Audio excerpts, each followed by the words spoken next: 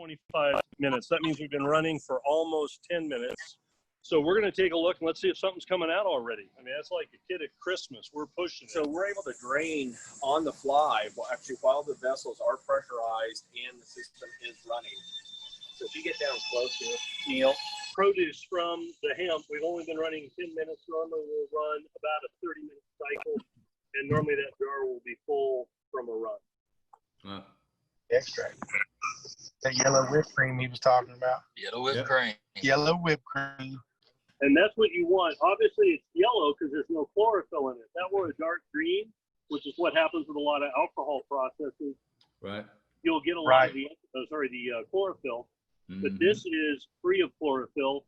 We're running the pressures right now, so we're pulling chlorophyll out in fractionator number 2.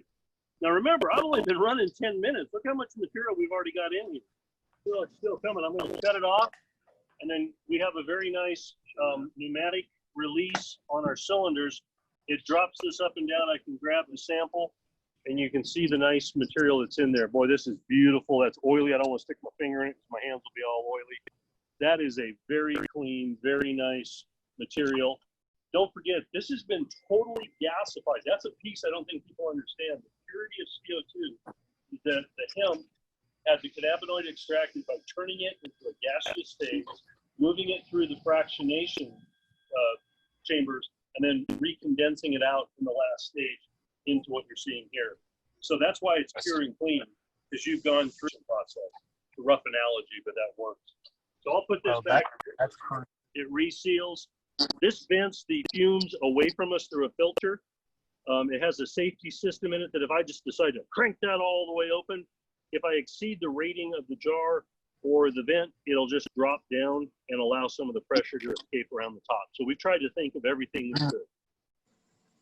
Right. Keep draining.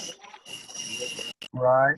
A full run. We've only been going for 12 minutes now.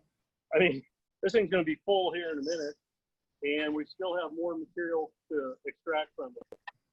Right. So one is what extraction ratio you would like to run. Let me explain that briefly.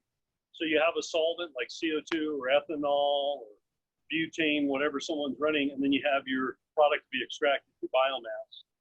How much solvent do you want washing past the biomass? And that's a very good question to ask.